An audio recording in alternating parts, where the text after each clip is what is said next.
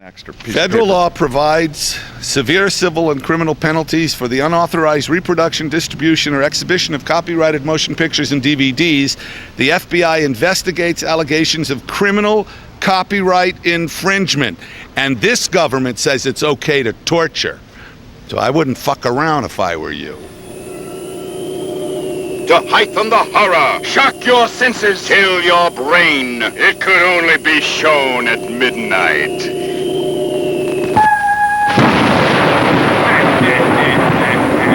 You will enter the world of the fifth dimension. The light, the sound, the horror. You will feel it around you. On the dawn of man comes Schlock. A beast from 20 million years ago stalks the streets of today. A love stranger than King Kong. A monster more powerful than Godzilla. Anyway, I'm just now figuring this out, and we can do this as loose as you want. I think that convention might have been in '72, because it was the main period in which Schlock got released, and this also covers that night I was talking about at the El Rey Theater, which would have been Filmex. No, Schlock actually was released in '73. Okay, then I was... It was made in '71. Made in '71. Oh, wait a minute. I'm not presentable. I'm with Johnny Legend. I'm sorry. Right. Here, look at me so I could... And none of this gets cut. Wait a minute. Wait, hold still. I see something. No, I need your glasses. Okay. Oh, reflections. Now I'm... So, like I was saying, in 1973, maybe I'll go to the El Rey first, and then we'll go on to the convention. We were both at the El Rey Theater at Filmex, a very prestigious event back in those days, and they took over the theater for the weekend to run the Filmex events. By pure coincidence, John's first film was having its very lavish first run all over the country, particularly in LA, at theaters and drive-ins everywhere, including the El Rey, where we were. Over 300 theaters nationwide. Big stuff. That was a Jack Harris run, right? Yeah, a lot of drive-ins. Yeah. So we were at the El Rey. Now the quirk here was, because Filmex took over the theater, Schlock only played on the weekdays, and then on the weekend, Filmex was running its program. So you coincidentally happened to be there with me, and I was with a friend from high school. What was the program? The Wild Bunch. It was intermission, and the Wild Bunch was about to start. Oh, no, I was there for the Wild Bunch, not that Schlock was playing. Okay. So I'm talking to my friend, and he's kind of naive, and I said, "Oh, Pete, this is my good friend John Landis. He's a filmmaker. He's got a new movie out." And Pete said, "Oh, what is it?" And I said, "Well, it's funny you should mention that. It's playing here at this theater." And he said, "Oh, you're kidding." Called the Wild Bunch. Yeah, and he looked at you like, "Oh, you made the Wild Bunch?" And we kind of laughed and said, "Well, no, it's actually Schlock," when we explained to him why it wasn't there. So that's that great El Rey story. It's a story. Boy, that Johnny Legend. Well, if you like that one, wait till you get to this one. Man. That's your great story? No, that was the story? That was just the lead-in. He says, "Sean, I'm going to tell him that great story about the El Rey." I'm thinking, what great story about the El Rey? That was it. We were both sitting there waiting to see the Wild Bunch, and someone assumed that maybe you made the Wild Bunch. Okay. Right. Well, so far so good. So as I tell the stories and they get progressively worse, you can improve on them. Are they worse than that? This one could be, yeah. Now we're at around the same time period. We're at the first horror convention I ever went to. I think it might have been a Famous Monsters convention, okay, at the Ambassador. And you got up to speak about Schlock. I'm sure you remember that like it was yesterday. And you came on afterwards, and I was sitting there with Dennis Murin, and you came up to us and you said, "Hey guys, did I look nervous or anything there?" And we said, "What do you mean?" He said, "I've done the Tonight Show, I've done speaking engagements all over the country about this film, and this is the first time in my life I've been nervous. I don't know if it's all these Famous Monsters fans or whatever, but did I look nervous? Did I look like I was sweaty?" We said, "No, you looked fine." Now that's a good story. Yeah.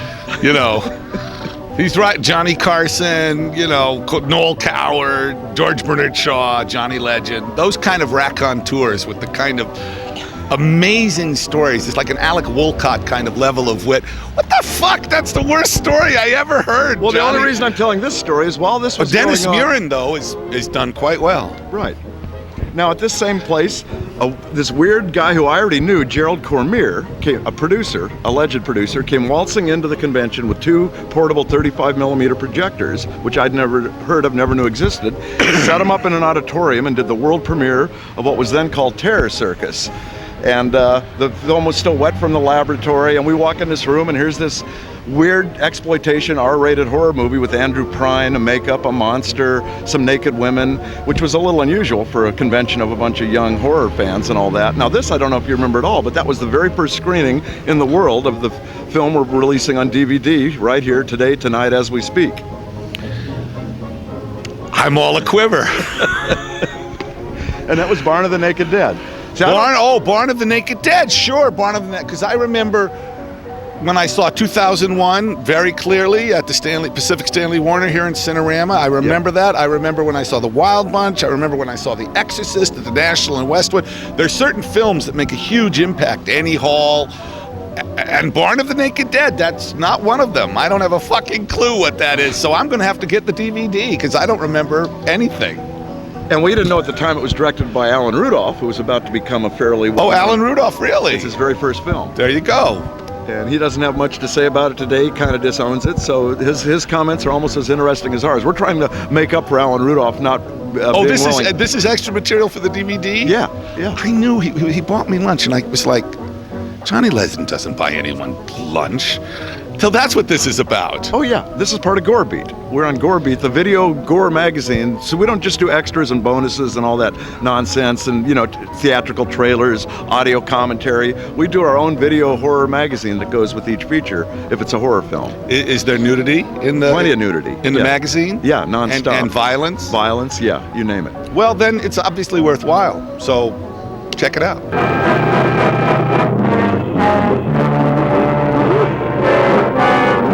Now, since we're here kind of nestled into Gore Beat at the tail end of Barn of the Naked Dead, because you've said you've been kind of fascinated with that film for years, do you have any impressions on that you'd like to give, or any insights or anything you know about Alan Rudolph related to that movie? I just remember seeing it at the drive-in, and maybe it was called Terror Circus when I saw it. I'm not sure.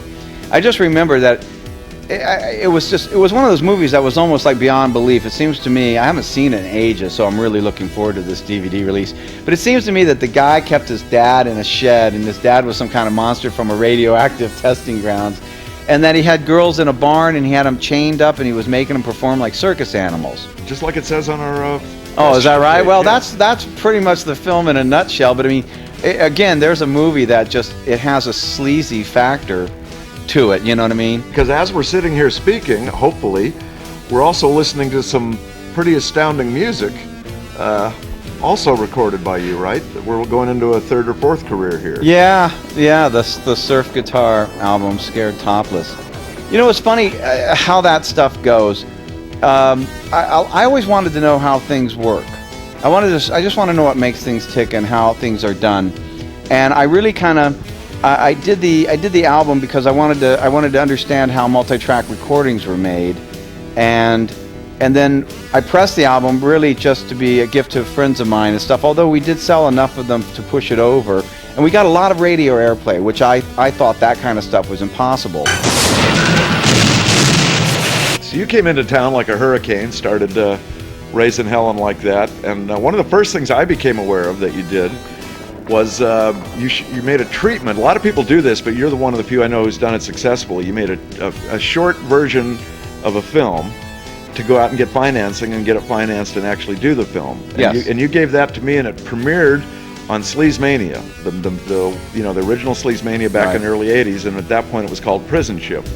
Right, that's absolutely right. And you had Aldo Ray in it and a few other people. Yeah, that was one of those things that we did on the tail end of Biohazard. We were making the movie Biohazard, and we had rented Roger Corman's studio because it had some standing sets still up from Space Raiders. Right. And we had Aldo playing a general and all that, and I think we decided that we would hold the stage for one more day, and we'd bring Aldo and pay him an extra day, and we would go in there and try to shoot some girls running around and see if somebody wouldn't give us the money to make the rest of the movie, and they did.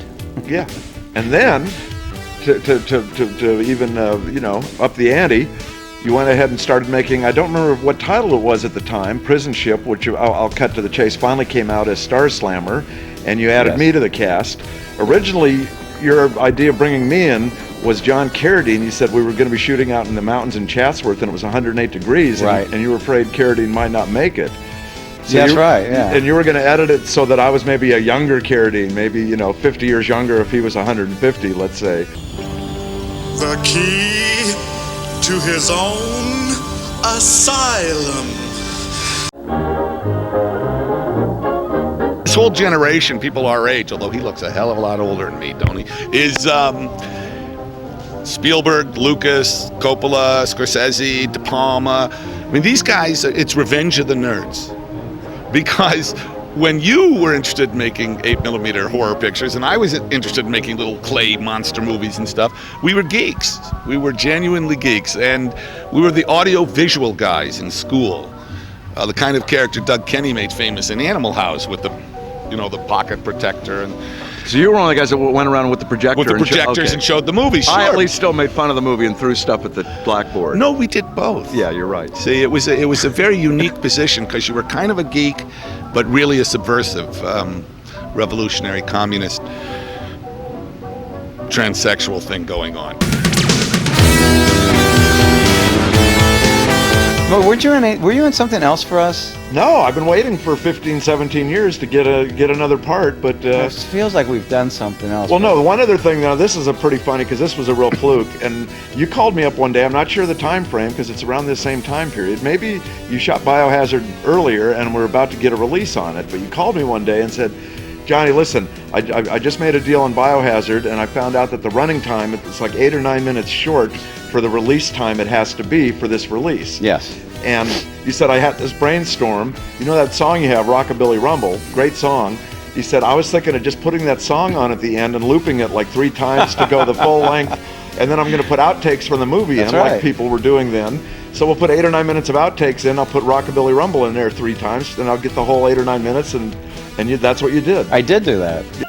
The creature was our soldier designed to fight our wars. And it is a success, at least in most areas.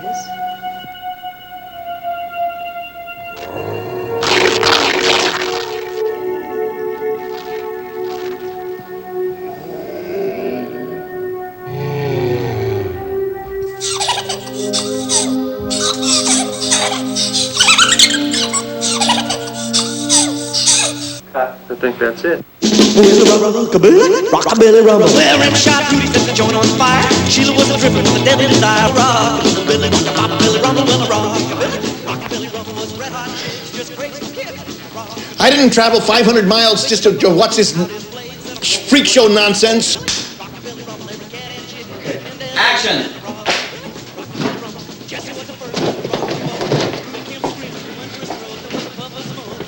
I wonder what this is. It looks like a container of some sort. Like a trunk or something. Line. I wonder what's inside. I wonder what's inside. Maybe we could get it open. Nobody's opening this. It goes back in the van, it goes into the van untampered. Do it again. Nobody's opening, Do it again. nobody is opening anything. This goes in the van untampered with. Surely you don't mean that. Joni was a woman on a daisy chain. That couldn't seem to get her. Geiger, Carter, get this thing in the van. We're moving out. You're making a big mistake here. Cut. God. Okay, mark it. Action.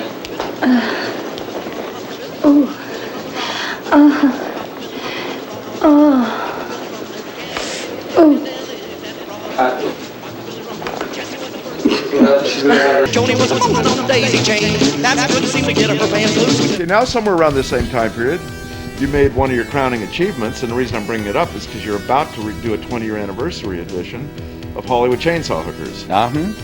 I'm working on it right now. You can see how hard I'm working on it, but I swear to God, I am working on getting that out of here and into people's homes. Good.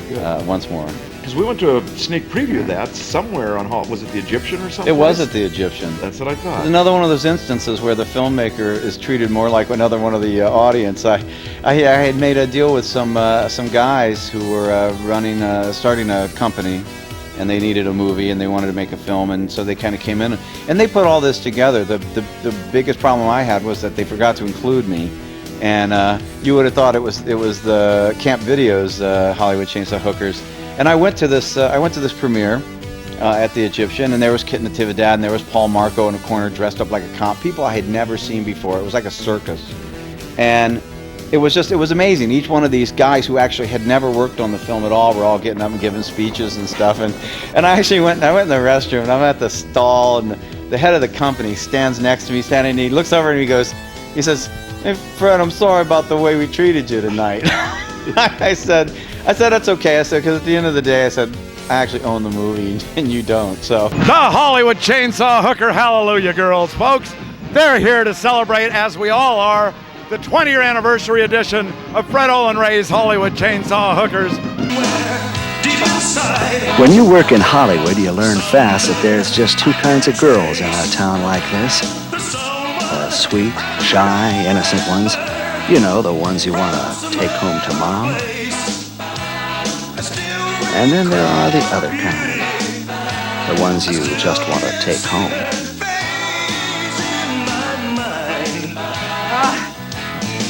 Music does something.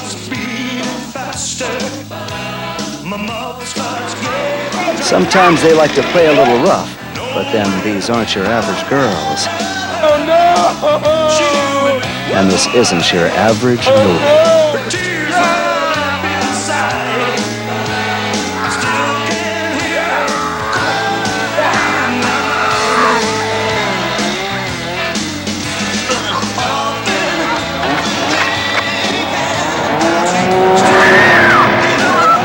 If you haven't figured out by now, there's something for everybody.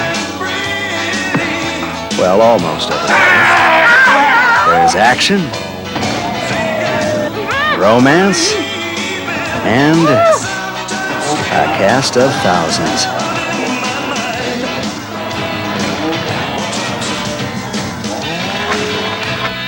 It's Hollywood Chainsaw Hookers.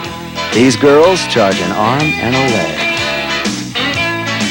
I think it's time somebody cut you down to size, Jack. Have you ever considered therapy? I'm going to enjoy splattering you. Hostile. Very hostile. Got a great set. Yeah, I know.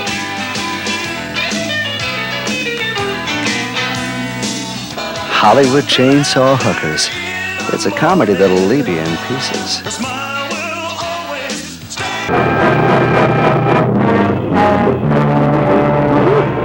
If you grow up in Los Angeles, where you live, Pomona, where the fuck is that? You know, I mean, LA's a very segregated place, and there's no public transportation. So people, where are you from, Fullerton? Is that in Ohio? You know, where's Fullerton? Schluck! Schluck! Schluck! He was a lovely I never guy. could figure out why I wasn't in it, but what the hell? We just missed each other I'm at that sorry. point in our careers, you know. In any case. And then, well, that's why Schlock, you know what, people would see Schlock and they go, where the fuck is Johnny Legend? And so the picture tanked. Anyway, so I went, this is a good story, because I was 21, and I'd already been working for like 5 years in the business, in low-level schlepper stuff, but working stunts and working as a PA and a gopher and stuff, and dialogue coach on a lot of really bad Spanish movies. But anyway, I went to John Chambers and he said, well, my original intention was to have a really bad gorilla suit, really like bad. I was directly inspired by Trog, Joan Crawford's last movie, and the monster in Trog is this pathetic, it's like one of the armatures from 2001 heads, but the guy's kind of a tubby wrestler with like a fur bikini and fur slippers, and he's got fur muffs. So my original intention was to have a bad gorilla suit, and there are certain levels of bad. The one you could rent, like from Western Costume, was too big. You know, that was, it was shitty. So I asked John if he'd make me one. He said, sure, I could make you a good one, probably for $150,000, $175,000. So, okay, well, who else can make me one? And with 3 less zeros. Yeah, John suggested I go to Don Post Studios in Burbank. And they're the guys who made all the pullover head Tor Johnson mask and stuff that you'd buy on Hollywood Boulevard and in the back of Famous Monsters. So I went there, and Don Post Sr. told me, well, I could probably make you a pretty good suit for, $75,000. And I'm thinking, like, you know. So as I'm leaving, this guy was painting a mask.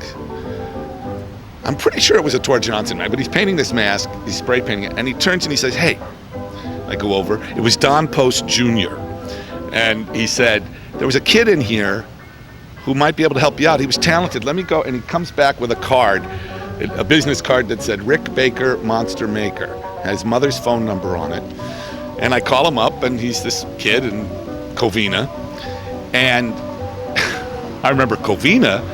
Isn't that that's Denmark, right? Denmark, right? Yeah. I was like, what the fucking... So Jim O'Rourke, my partner, and I, we drove to Covina, and we went to this very lower middle class neighborhood and went to this tract homes, and there I met little Ricky Baker, who had very long hair and terrible acne, and went into his room, and his mom and dad, wonderful people, and I went into his room, and he had shelves of all the models and makeups and photographs and stuff he'd done. Now, I'd been working on real movies for a long time, and this work was so superior. It was like, I turned to O'Rourke, I said, this kid's brilliant. And anyway, so Rick was 20 and I was 21 when we made Schlock, and he did the makeup and built the suit for, like, I think his budget was $2,000, and baked the molds in his mom's oven. See a small California town learn the true meaning of terror. Bananas! Call out the National Guard. This is going to be the best, Santa. See the police and National Guard powerless before the awesome creature. Hold it, hold it! Can't you wait that stuff, Mindy? Why not? Can nothing stop it? Can anything stop it?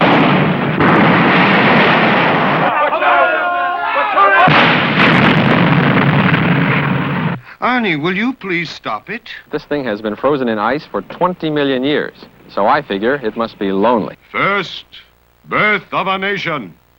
Then, Gone with the Wind. 2001, A Space Odyssey. Love story. See you next Wednesday. And now, Schlock. There is no place to hide. No one is safe from Schlock. Schlock.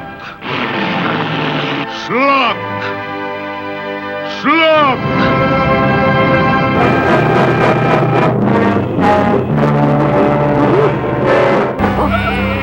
Are we having fun yet?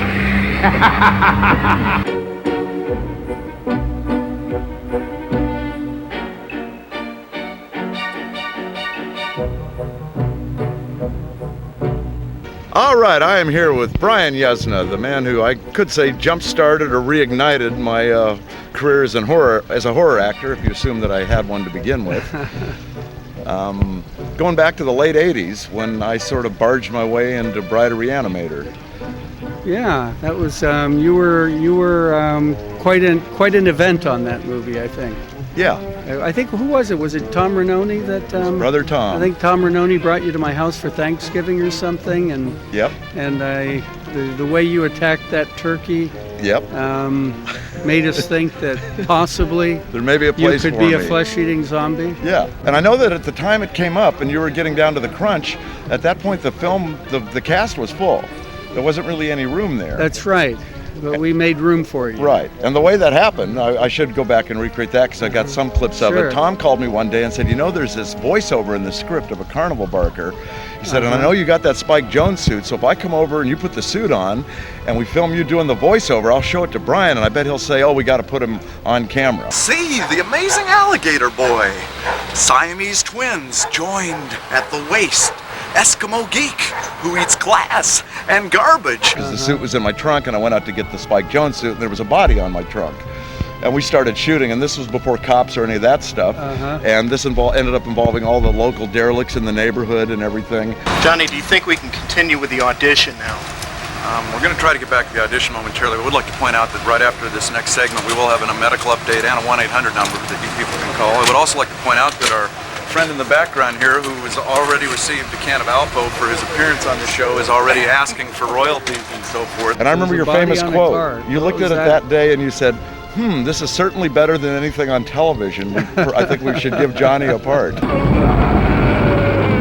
No, another great thing is a day or so after that, once it was agreed upon that I was in the movie. Remember one day I was in your office and I was showing you how I could contort my face and keep it for. I remember that. For hours on end if necessary. So I had that and I was keeping it for as long as, and some people I'd never met came in your office, and you said, "Oh, this is Johnny Legend," and they were kind of looking around like, "Oh, is that how he is?" And it was kind of like you don't say anything. That's Johnny.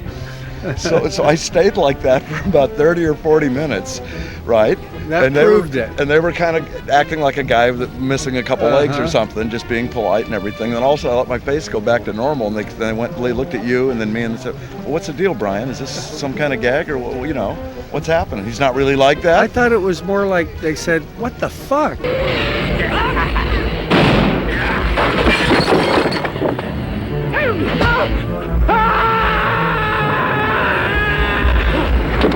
And don't forget, like I said, if you get to the next sequel, this time wherever you are, you may be somewhere in Tanganyika or somewhere, I'll make it my business to be there because I don't want to miss another. How many sequels have there been now? There's been 2. Okay, wow. There was Bride, and then there was Beyond Reanimator. Right. And then we're working on House of Reanimator for Stuart Gordon to come back and get the gang together. That's Reanimator in the White House. Let me give you a hand, Bill. And then let's not forget the one over the years I sort of retitled it Beverly Hills Bloodsuckers or whatever. Me and my exploitation mind. That other really, really good film you made that had a kind of art house release. The one you made while you were still Society. here. Society. Yeah. That movie's had quite a lot of. It has had a lot of legs. Yeah. It was shot in '88, and it's still quite famous, especially in Europe. Right. In Italy and in UK. It's quite a big hit. Well, as usual, believe it or not, it was a very small movie. I was at that first screening and I said, "Man, this kind of transcends just your average horror film," which meant it didn't get released as a regular horror movie over here. No, well, it was very small release. Yeah, I know, because I was distributing some of those, and this is as small as it gets in the late 80s. No, it was pretty small. I remember when the MPA made us cut some seconds out of it. Right. We did it in my garage. We took all the prints there and we cut them, and we took them to the cinemas. So yeah. That was. I thought, this is it. You don't get any more basic than cutting the film now, and did you then have editing equipment, or were you just using one of those No, we were using a moviola. For Bill Whitney, I've never been paranoid. fear plays a large part in family life. I feel like something's gonna happen. And if I scratch the surface, there'll be something terrible underneath. He's afraid his sister Could you zip me up, Billy? is not what she seems. God, Bill, what's the matter with you? He thinks his friends are out to get him. Make waves, Whitney. You're gonna drown. People are what they are. Now you have to learn to accept that. He's about to find out the truth. Why are you guys doing this to me, huh? What, you've been living with these people all your life and you didn't know anything about this? Is far worse than he could ever imagine. If you don't follow the rules, Billy, bad things happen. Didn't you know, Billy Boy? The rich have all sucked off low-class scum like you. Uh-oh, Billy. Clarissa? Don't be so intense. Now, some people make the rules, and some people follow the rules. It's a question of what you're born to. You never were one of us. You know, you really deserve what's going to happen to you. I don't think so. Wait. Can't you see they're setting you up for something? You know how I hate to give you drugs. You're officially dead. Don't go home, Billy. No. Bill Whitney is about to become one. Showtime, Billy! With society. Who are you? Let me give you a hand, Bill. In Beverly Hills, what you fear is only the beginning. Anything for society. I'd actually worked on real movies, a lot of real movies, but in very low level capacity.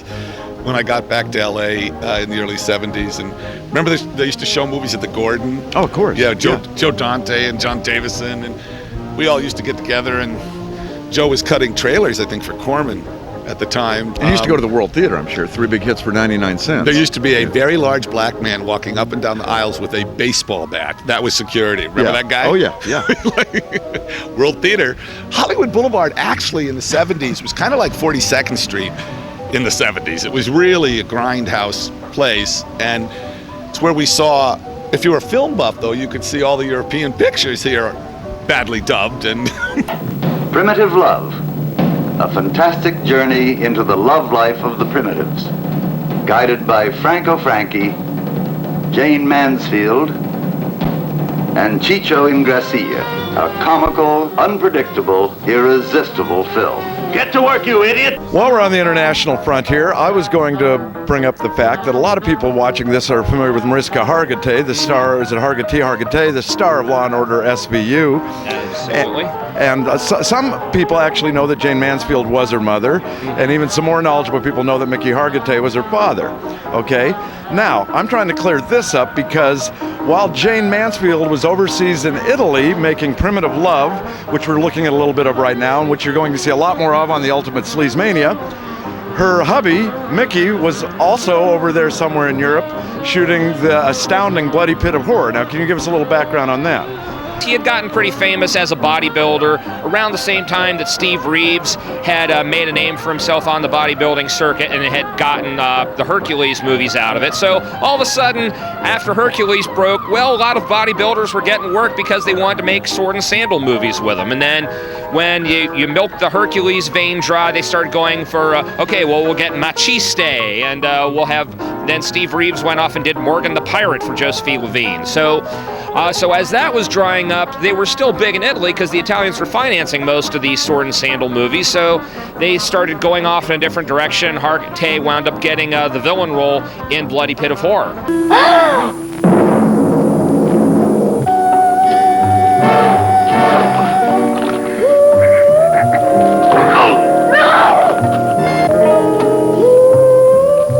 Never before so much paralyzing terror as in this hair-raising orgy of sadism, influenced by the shocking writings of the evil, depraved Marquis de Sade. Bloody Pit of Horror. Starring Mickey Hargitay as the Crimson Executioner. They come to photograph seductive models against a medieval background and find themselves helplessly trapped in a castle of horrors.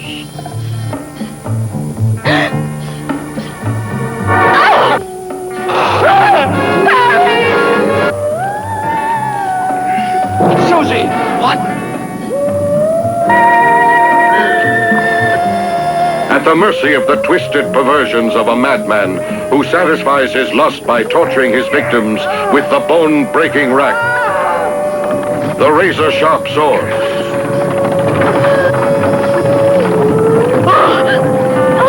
The scalding, boiling oil.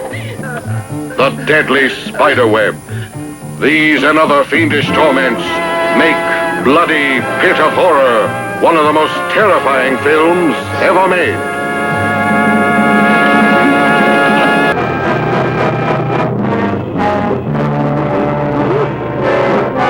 Speaking of hayseed horrors, which Part of the Naked Dead is probably just a distant relative, we're going to go back now and have a look at Invasion of the Blood Farmers. I was just told by Fred Olin Ray that a very similar looking film, Death Farm, which we're also looking at, is actually a completely different film. So here's the scorecard. The original Invasion of the Blood Farmers can be seen on the complete Sleazemania, which will be out next month. The second Invasion of the Blood Farmers trailer we're going to be looking at right now, along with Death Farm, which according to Fred Olin Ray is a completely different film, both classic examples of hayseed horror. Invasion of the Blood Farmers.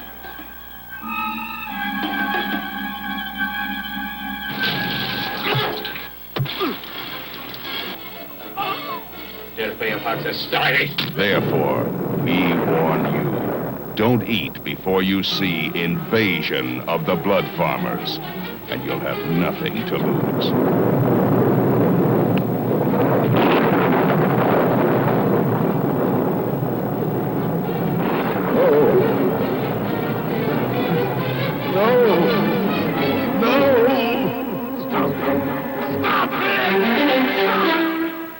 plant the living and harvest the dead. Invasion of the Blood Farmers.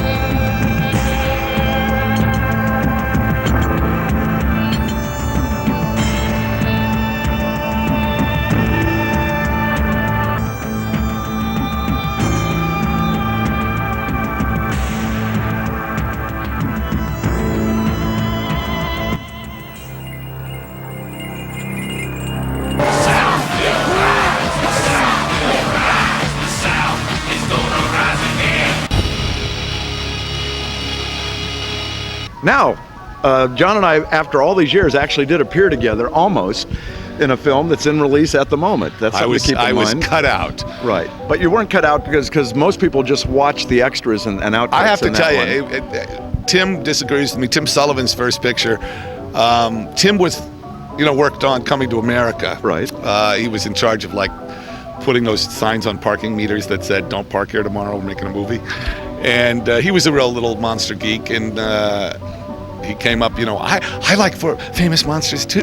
It's like, really? Get away from me. Now, Mr. Jones, why do you sign your paper Corn Dog? This one's a sequel to 2001 Yeah, it's called Maniacs. Beverly Hellbillies. And I understand Johnny Legend will be making another appearance. Right, along with Tony Todd this time. And I hear you're going to make another appearance in the outtakes. Not if I can help it.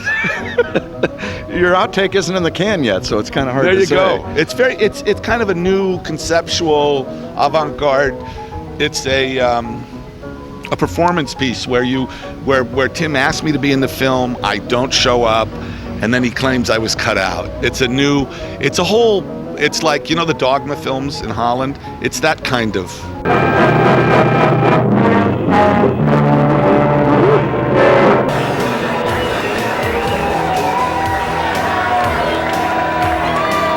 But you are a very serious, versatile, and known wrestler. I had my time. Yeah. Not so much anymore. I've probably had more serious injuries than most of the guys who work that kind of circuit, because I had a triple Joe Theismann type fracture in my leg, and I had to have double surgeries and titanium plates and screws and things of that nature. And the funny thing is that when I broke that leg, it bent straight outward from the ankle. It just flopped over on the side. There's absolutely nothing holding it together. And I had to finish the match. I mean, I got onto the rope, and I got up on the rope, and I said to the ref, my leg's broken. I can't put my foot down on it, may weight on it, because it would just snap to the side. And the guy said, "You got to finish."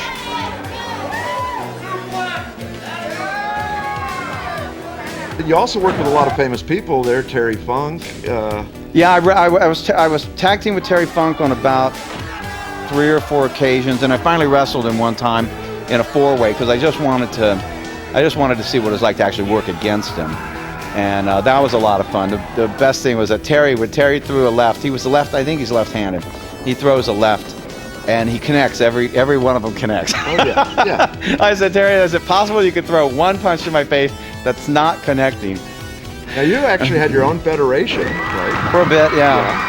Yeah, well, there's so many. There's so many. People say, who all did you wrestle for? Good luck. Yeah. Good luck remembering all the little one-night places you did. And I had All-Star Championship Wrestling that we ran out of Reseda, and we did pretty well there. And I mean, the way I handled that was I had a gimmick match every show, and I would be in the gimmick match because nobody wanted to do it. I mean, I had live rattlesnakes in the ring. I had an alligator in there one time. Exploding tables, barbed wire, exploding fluorescent lights wrapped in barbed wire with explosives, and then an electrified fence match where it was powered up by car batteries, and and nobody wanted to do it. Who was going to stick their hand in a cage of live rattlesnakes? So it would be me. We had the Holly Theater, that was across the street, that real tiny little place. Oh, we and had the New View. Fox and the New View and the Pix. And right. All these places are now taco stands and churches. Yeah, the Ritz became a church. Did you ever show up at the Ritz in 1992 when Eric Caden and I took over and turned it into a total reinvented grindhouse? No, I know nothing about that. But Eric Caden, you know, there's certain people, Henri Langlois, Leonard Maltin, Eric Caden. There's certain very important people in the critical community and film theory community you should know about. Eric Caden is probably up there with Andrew Saris and Pauline Kael. He's a very distinguished, very educated man who has a real appreciation of shit. That a lot of the other academics don't have. But no, it's just what an honor to be heralded by a great director like John Landis. Unbelievable. I mean, he was putting you in the same ranks as Andrew Saris, Noel Coward, people like that. No, I'm totally humbled. I mean, I can't believe that. That's I don't know what to say. I'm speechless. What are some of the great reviews? A lot of people don't realize that Eric Caden is also an ace film critic in addition to being an actor and an entrepreneur and part-time wrestler and a lot of other things. What are some of the great reviews you've done over the years? God, publications? Yes. Well, you know, we had the original Hollywood Book and Poster newsletter, which was one of the, had some great interviews and film reviews. We interviewed like Sky Saxon and Jan Savage, or what's her name, Ava Savage, and some of the greats in LA wrestling and TV and film history back in the 70s. I wrote for Cult Movies Magazine, RIP, Mondo Cult Magazine, I write for them right now. And, you know, that's some of the major magazines I've written for. Okay. Mr. Eric Caden, as referred to by John Landis here on Gore Beat. Like I was just saying, every time I talk to you, you're in a new country. So what's a quick wrap-up of the last dozen or so years? Well, I went from here to Spain. Right. Well, I'd done a picture in Vancouver. Then I went to Spain and spent 8 years there. Barcelona, doing the Fantastic Factory, which is a line of pictures that included Dagon by Stuart Gordon. I did Faust, directed it. Faust, Love of the Damned, based on the comic book. Jack Shoulder did Arachnid, a giant spider. Right. Jaume Balagueró did Darkness, which is our biggest picture, got released in the States by Dimension. What else did we do? We did The Nun, Pray You Don't See Her. Right. We did Roma Santa, which was a werewolf trial based on a true werewolf trial in Rome in Spain in the late 1800s. And I did Beneath Still Waters. So we did quite a few movies there. Yeah, now that's a lifetime already. Yeah. Now I'm in Jakarta, Indonesia, making Indonesian horror movies.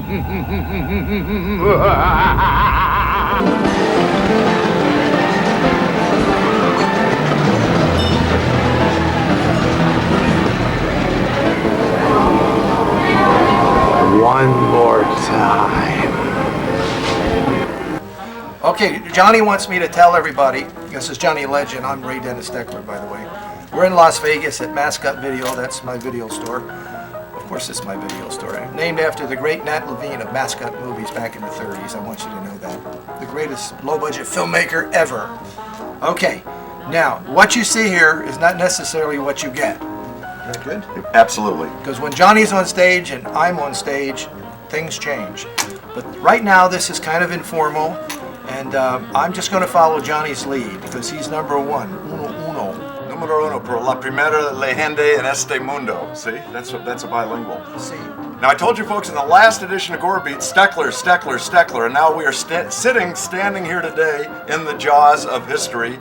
I said incredibly strange creatures one more time. I was echoing the words of Ray Dennis Steckler, and now you are in the thick of it, right? You're in the heat of the battle. You're doing it. That's absolutely right. In fact, I'm making the incredibly strange creatures who stopped living and became mixed up zombies. The extension, one more time, starring Cash Flag at 69. And due for release in January 25th, 2008. Please send money now to my website, raydennisdeckler.com. Oh, they're calling Here we go, see? That's all he had to say. Hold on, I'll get it. You can keep rolling, though, because it is www.raydennissteckler.com. As I said in the last Gore Beat, as you can see, things are happening so quick here, we can barely keep up with it. We are going to be filming tonight scenes for the Incredibly Strange Creatures one more time. I'm going to be performing songs at the behest Johnny of Mr. speaking. Steckler. All right, tell Steven Spielberg I cannot be there Tell tomorrow. Spielberg we're busy. We've got friends here. I'm sorry. He's just going to have to get somebody else to make that $2.98 film. All right. Bye-bye. Love you. That's my wife. That's not Spielberg. Oh, okay. Well, sometimes Steve tracks us down here too, and that other Lucas Pucas, whatever his name is. Anyway, what do they do with all that money? I don't know. They sure don't put it on the screen. I'll tell you. Ah, yes, you're right. Okay, go ahead, Johnny. So we're going to be actually filming tonight as we speak here today. It's the day of the 19th, and we're going to be filming some stuff tonight for the Incredibly Strange Creatures one more time, featuring me singing with my Vegas band. And I don't know if we should give too much away. We're going to be doing some songs that may be familiar to some of you out there who've been keeping track. Some very unusual things are probably going to happen tonight during the show. And it's great to be back. Like I said in the last Gore Beat, there's going to be Steckler, Steckler, Steckler from here on out, and that's what we're doing here. And I told the people last time, every film you've ever made, you've got them here, you're selling them, and now you're making history again. Right. You're throwing the rule book away, and you're doing this new one. We take everything serious, right, Johnny? Absolutely. It's just like the album and the other things and the wrestling thing and stuff. I never went into wrestling telling people I worked in the film business or was a director or anything. I didn't want that. I just wanted to go out. And do my thing, and sort of disappear. I mean, that's kind of that's the mindset I'm in these days. Is I'd like to just get into television and become faceless and nameless and just turn out my weekly television episode or whatever it is I'm doing and just collect the check. Right now, don't need to be famous. As you've been telling me, making my head spin, you're probably doing 20, 30 things right now, right? Mm-hmm. I mean, well, you know what? You got kids and you got overhead, and that makes a working class man out of just about anybody. But yeah, I've been really busy, very busy. I've been making every kind of thing imaginable. I mean, I've done things recently that I thought I would never do, and apparently I've done them very well. So I'm still at it. You're making features. You're making straight to cable, straight to video. You're doing the movies for the Life channel, right? I've done. I have a Lifetime Christmas movie this year. I produced a gay soap opera for Here TV. I directed, wrote, and produced a gay vampire TV series called The Lair for Here TV. I did 2 disaster films just recently. I did a nuclear hurricane earlier this year. I'm still making the bikini movies for DirecTV. Anything with the word bikini in it's probably made by us. And just rocking and rolling.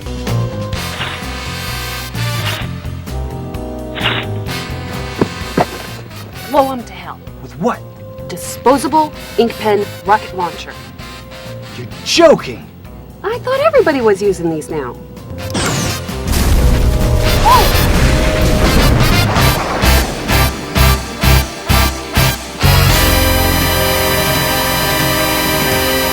Yeah, it's a regular tit in the pendulum. Edgar Allan Poe would be so proud. Well, Johnny Legend with Ray Dennis Steckler here at Mascot Video, signing off, and keep watching Gore Beat, and every time we're going to have more on Steckler. We did some Arch Hall Jr. the last time too, which was absolutely great. Wait, I didn't say anything yet. You didn't give me any time to talk. Well, I'm signing off so you can start talking, then I'll shut up. Are you leaving? Huh? Are you leaving? No, I'm going to sit here and interrupt. Okay. Would you do me a big favor? Sure. Just one. Is that a promise? No. Yes. Yes? Yes. Quit smoking. Well, I don't want to make an on-screen promise I can't, hold to, but I won't light up until we're done with the interview. Okay, buddy. All right. I just want to say one thing. I'm really honored to have Johnny in my movie. He's the first star I've ever had, actually, in my films. And this is going to be great. This movie is, so far we've edited 20 minutes, and I've watched it at least 20 times in the last 3 days because I like it. A rough cut that I like. And it's no one's ever made a movie like this before. It's an extension, 45 years in between. Jerry Wagner, the kid from Reading, Pennsylvania, who played the mad psycho hypnotized killer, because he has no brain, so he was hypnotized, he was very vulnerable, is now 69 years old, and he's still vulnerable. And he's still out there. Well, I'm not going to tell you the plot. The plot came to me when I was walking by the cemetery the other day. I saw about 7 plots, and I said, that's a good one. And I picked that one. And then Johnny called me and says, hey, I got a gig in Las Vegas. And I says, great.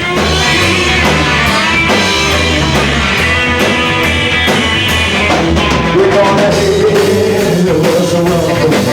We're gonna run tonight.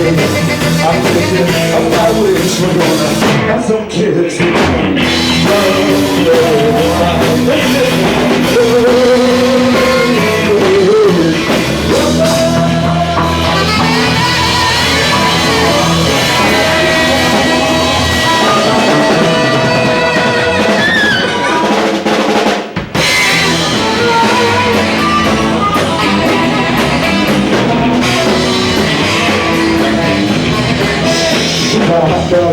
knows how to feel that fun.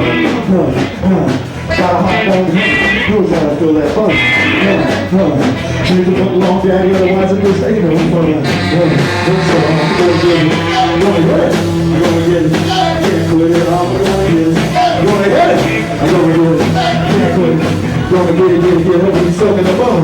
Here we go. All right. I said something. Don't choke it. I said something. Don't choke it. I said something. No, don't choke it. I said something. Don't choke it. Here we go. He's soaking the bone.